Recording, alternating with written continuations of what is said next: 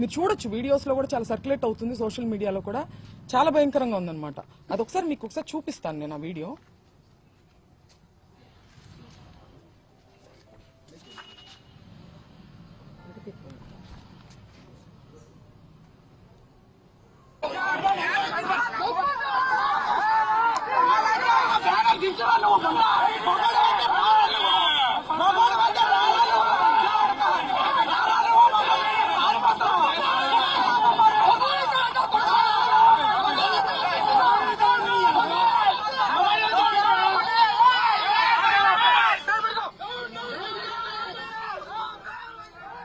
ఈవిడ ఒక మహిళ, ఆవిడ ఉపయోగించిన లాంగ్వేజ్ మీరు చూశారు.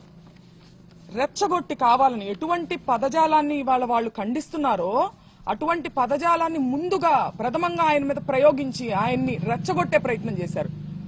ఆ రెచ్చగొట్టిన ఆ హీట్ ఆఫ్ ద మూమెంట్ లో ఆయన ఒక రకంగా రియాక్ట్ అవడం జరిగింది. దాన్ని వెంటనే ప్రెస్ మీట్ పెట్టి, ఇంటికి వచ్చిన వెంటనే కూడా ఆయన ప్రెస్ మీట్ పెట్టి నేను అలా అనుండాల్సింది కాదు అని క్లియర్ గా ఆయన చెప్పారు. నేను అన్నది చంద్రబాబు గారిని కాదు, నేను నా మీద దాడికి వచ్చిన వాళ్ళని నేను అన్నాను. ఆయన ప్రజల చేత ఎన్నిక అవ్వబడినటువంటి సీఎం, ఆయన అనే ఉద్దేశం నాకు లేదు అని ఆయన వెంటనే చెప్పారు. ఇలా చెప్పే దమ్ము ఎవరికి ఉందండి? ఇంతకు ముందు చంద్రబాబు నాయుడు గారు నేను రాజకీయాలు మాట్లాడాలని కాదు, నేను ప్రత్యక్ష రాజకీయాల్లో లేను, ఈ సందర్భంలో అది ప్రస్తావించాల్సిన అవసరం ఉంది, దానికి ఒక ప్రాముఖ్యత ఉంది. చంద్రబాబు గారు ఒక పబ్లిక్ మీటింగ్ లో మాట్లాడుతూ జగన్ గారిని ఉద్దేశించి ఆయన ఒక మాట అనడం జరిగింది, నీ పుట్టుకే తప్పుడు పుట్టుక అని. ఇది హీట్ ఆఫ్ ద మూమెంట్ లో అన్న మాట కాదండి, చాలా ప్రిపేర్డ్ గా ఒక పబ్లిక్ మీటింగ్ లో ఆయన దీన్ని మాట్లాడారు. దాని గురించి ఆయన ప్రెస్ మీట్ పెట్టి నేను అలా అనుండాల్సింది కాదని ఎప్పుడైనా చెప్పారా? ఇలాంటి ఎగ్జాంపుల్స్ ఇంకా చాలా ఉన్నాయి. కానీ రాంబాబు గారు చెప్పారు, ఆయన అన్నది హీట్ ఆఫ్ ద మూమెంట్ లో, దాన్ని నేను అలా అనుండాల్సింది కాదని ఆయన చెప్పడం జరిగింది. చెప్పిన తరువాత కూడా నేను లీగల్ కాన్సిక్వెన్సెస్ ఫేస్ చేస్తాను, నేను ఎక్కడే ఉంటాను, నేను ఎక్కడికి పారిపోను అని చెప్పిన తర్వాత కూడా ఒక ప్రజాస్వామ్యంలో, ఒక గవర్నెన్స్, ఒక లా అండ్ ఆర్డర్ ఉన్న స్టేట్ లో పోలీసుని పూర్తిగా నిర్వీర్యం చేసి విపరీతమైన దాడులు చేశారు. ఆయన మీద హత్యాయత్నం చేశారు.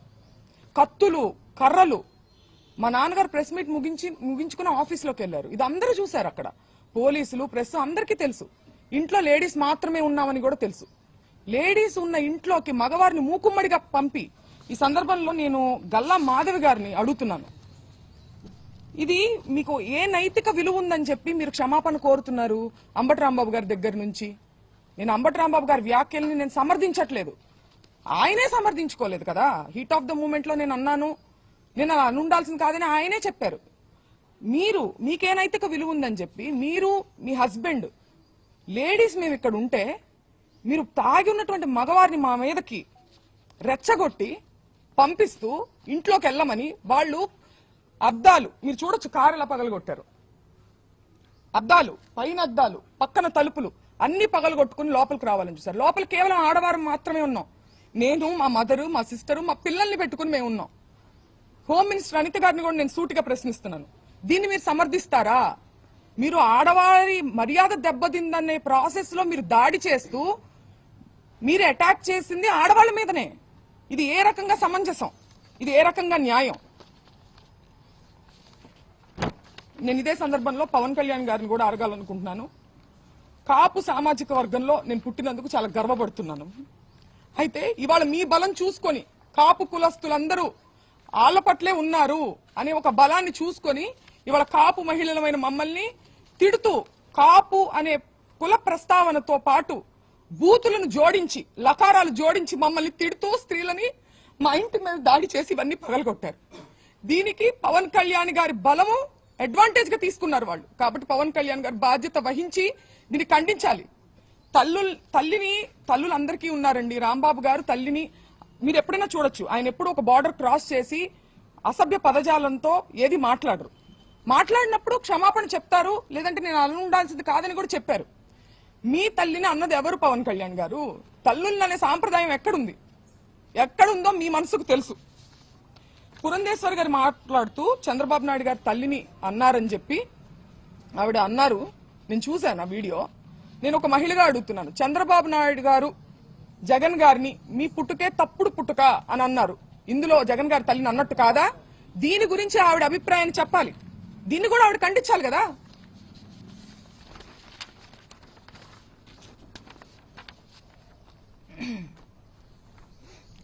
ఒక్కటే చెప్పదలుచుకున్నానండి, మేము వైసీపీ పార్టీ అని చెప్పి ముద్రేసి ఇవాళ పార్టీ అధికారంలో లేదని చెప్పి మేము బలహీనులం అని చెప్పి మా మీద అటాక్ చేస్తూ ఇవన్నీ చేస్తున్నారు. కానీ మీరందరూ గుర్తుపెట్టుకోవాల్సింది ఒకటి ఉంది, అన్నిటికీ మించి ఇది తిరుపతి లడ్డు విషయం దగ్గర మొదలైంది.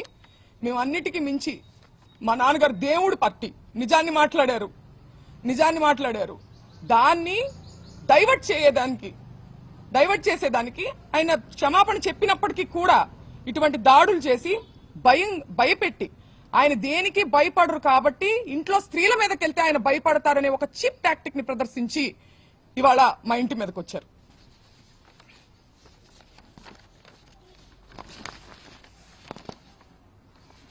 నిజంగా వాళ్ళకి వాళ్ళ తల్లిగారిని అన్నారు అనే కోపం ఉందా, లేకపోతే దాని చాటుగా దాన్ని అడ్డు పెట్టుకొని ఆయన వాగ్దాటితో వాళ్ళు చేసేటువంటి తప్పుల్ని ప్రజల్లోకి తీసుకెళ్తున్నారని ఒక కక్ష సాధింపుగా దాన్ని వంక పెట్టుకుని చేసినట్టుగా అనిపిస్తుందండి. ఎందుకంటే లీగల్ కాన్సిక్వెన్సెస్ ఉంటాయి అంటే నేను ఫేస్ చేయడానికి రెడీగానే ఉన్నారని ఆయన అంటున్నారు. అయినా కానీ 8 గంటల పాటు అండి పోలీస్ బెటాలియన్ ఎంత దూరంలో ఉందని నేను ప్రశ్నిస్తున్నా. చంద్రబాబు నాయుడు గారి గృహం ఎంత దూరంలో ఉంది? 8 గంటల పాటు గ్యాపులుగా తాగి వచ్చి ఒక మహిళ అరుణైనా ఆవిడ పేరు గల్లా మాధవి వీడియో ఇవ్వండి ఒకసారి.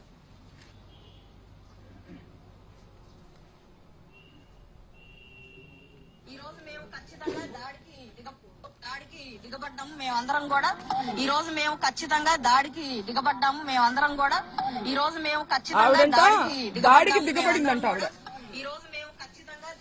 ఆవిడ దాడికి దిగబడ్డారంట. ఆవిడే చెప్తున్నారు. ఎవరి మీద దాడికి దిగబడ్డారు? మహిళల మీద దాడికి దిగబడ్డారా? మహిళలతో ఇది సమంజసమా? మహిళల కోసం పోరాడుతూ ఆవిడకి నేను ఒక్కటే చెప్తున్నా, మీకు కుటుంబం ఉంది, మీకు పిల్లలున్నారు, మిమ్మల్ని పావుగా ఉపయోగించుకుంటున్నారు. మిమ్మల్ని ఏ ఎమ్మెల్యేలు అయితే మిమ్మల్ని మా ఇంటికి పంపించారో వాళ్లే రావచ్చు కదా. వాళ్ళు రాకుండా మిమ్మల్ని పంపించారంటే మిమ్మల్ని బలి పశువుని చేస్తున్నారు. 40 ఏళ్ల రాజకీయ అనుభవం ఉంది మా నాన్నగారికి. నా చిన్నప్పటి నేను పుట్టిన సంవత్సరానికి ఆయన ఎమ్మెల్యే. నా చిన్నప్పటి నుంచి నేను రాజకీయాలు చూస్తున్నా. ఎన్నో గొడవలు చూసాం, పోలీసులు చూసాం. కానీ ఇంత నీచమైన రాజకీయాన్ని ఎప్పుడు చూడలేదు. నేను గల్లా మాధవ్ గారికి చెప్తున్నా, మీ కుటుంబం లేదా? మీ భర్తతో సహా వచ్చి స్త్రీల మీద దాడి చేశారే, మీ కుటుంబం లేదా? మీకు పిల్లలు లేరా? మిమ్మల్ని ఎందుకు పంపించారు? మిమ్మల్ని బలి పశువుని చేస్తున్నారు. వాళ్లే రావచ్చు కదా, మిమ్మల్ని పంపించిన వాళ్లే జనాన్ని వేసుకుని రావచ్చు కదా. ఆలోచించుకోవాలి. మీ మనస్సాక్షికి వదిలేస్తున్నాం దీన్ని. పీకే గారు, పవన్ కళ్యాణ్ గారు చాలా సందర్భాల్లో మహిళల సేఫ్టీ గురించి మాట్లాడడం జరిగింది. మహిళల యొక్క అభివృద్ధి గురించి, సేఫ్టీ గురించి ఆయన మాట్లాడారు.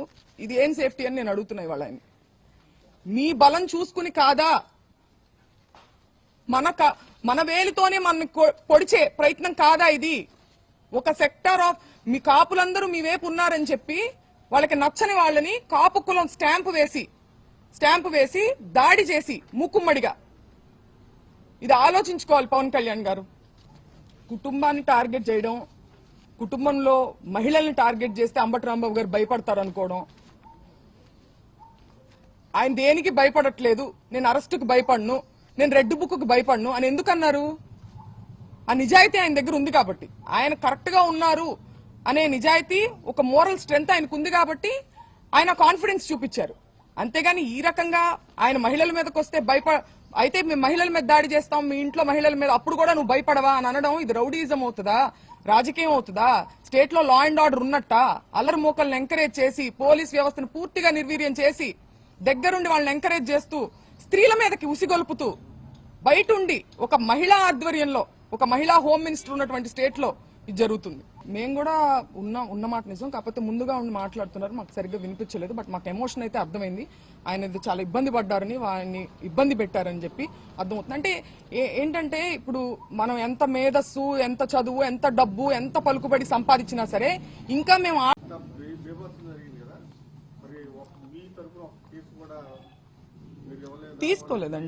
తీసుకోలేదు. మేము పెట్టడానికి ప్రయత్నిస్తున్నాం. పెట్టారు ఆల్రెడీ, ఇప్పుడు కూడా మేము పెడతాము. మా మదర్ కూడా సెక్యూరిటీకి ఇమీడియట్ గా 8 గంటల పాటు జరిగిందండి ఇది దాడి. అంటే ఏదో ఒక క్షణంలో వచ్చేసేసి దాడి చేస్తే వెంటనే పోలీసు వచ్చి కంట్రోల్లో తీసుకోలేకపోయారంటున్నా.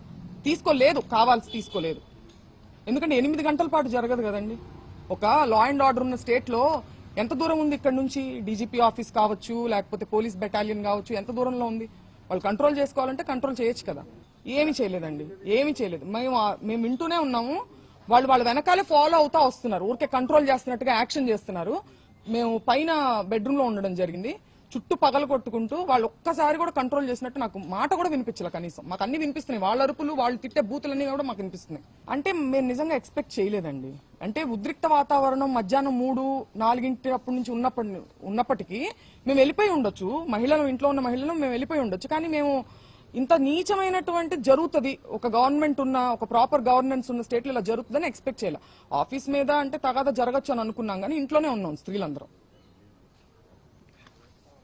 అసలు ఎక్స్పెక్ట్ చేయలేదు కాబట్టి మేము అక్కడే ఉన్నాం, ఖాళీ చేయకుండా మహిళలు లోపలే ఉన్నాం, లేకపోతే ముందుగానే వెళ్ళిపోయేవాళ్ళం. నేను చూడలేదండి. నేను నా చిన్నప్పటి నుంచి నేను రాంబాబు గారిని చూస్తున్నాను.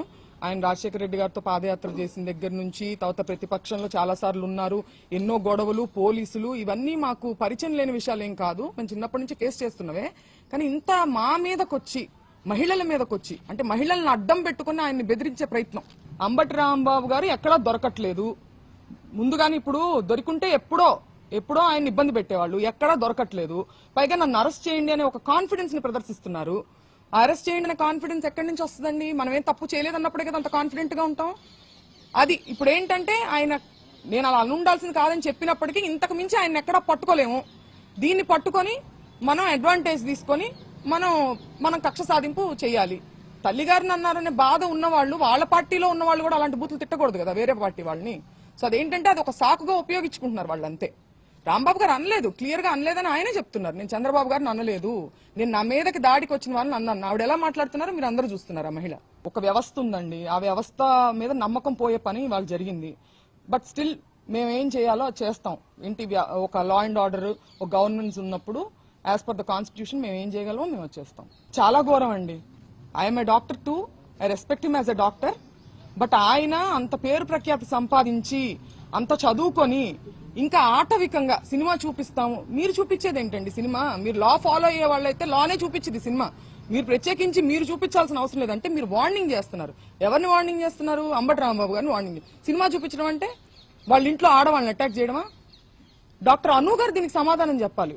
వాళ్ళ వైఫ్ ఎవరైతే ఉన్నారో ఆవిడ సమాధానం చెప్పాలి దీనికి. వాళ్ళ పెమసాని గారు మాట్లాడిన దాన్ని సమ్మతిస్తారేమో ఆవిడ? నేను అడుగుతున్నాను ఆవిడని. మహిళల్ని అంటే మాకు సినిమా చూపించారు వాళ్ళు, రాంబాబు గారికి కాదు. ఇంట్లో ఉన్నటువంటి మా అమ్మగారు సాధారణ గృహిణి, మేము రాజకీయాల్లోకి మాకేం సంబంధం లేదు. మాకు చూపించారు వాళ్ళు సినిమా. బహుశా ఇదే అనుకుంటా ఆయన హెచ్చరిక ఇండైరెక్ట్ గా.